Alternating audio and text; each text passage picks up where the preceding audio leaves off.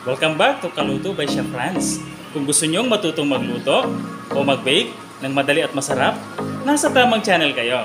Today, pag-uusapan natin ang pinaka-basic pero essential sa culinary world. Alam nyo ba kung ano yon? Ang 5 mother sauces. Ready na ba kayo? Let's go! Yes! Ang mother sauces ay binubuo ng bechamel, velouté, espanyol, tomato sauce at hollandaise sauce. Simulan natin sa bechamel sauce. Dito kailangan natin ng 20 grams of butter, 20 grams of flour,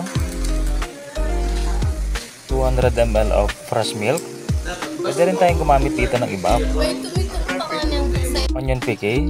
Sa onion piqué kailangan natin ng onion, bay leaves at cloves.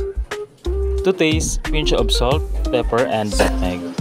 Simulan na tayo. So heat the pan, then add the butter, saka ilagay ang flour. Panatiling nasa medium heat ang apoy para hindi masunog ang butter at harina.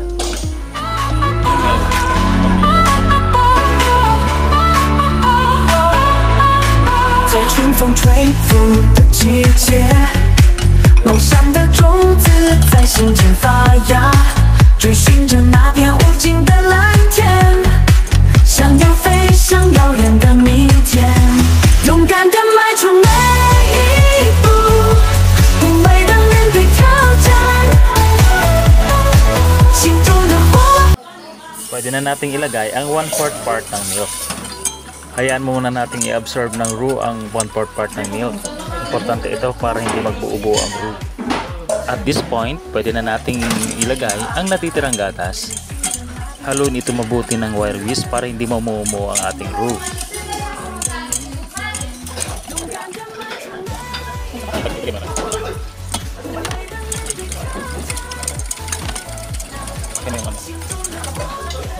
Pag na-dissolve na lahat ng roux sa milk, pwede na natin ilagay ang ating mga pampalasa.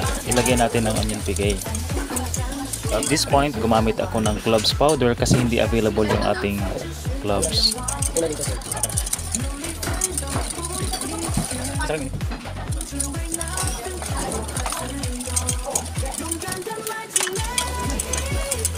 Okay nga ba? Salt? Ay, hindi.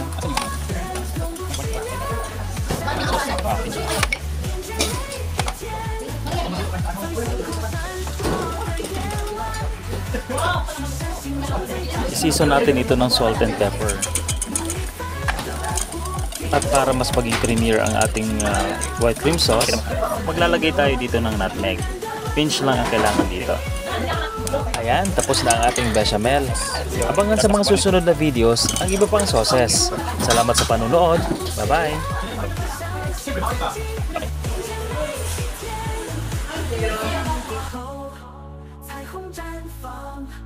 经历过的一切都是奇迹，坚定的信念永不改变，让我们一起朝向希望的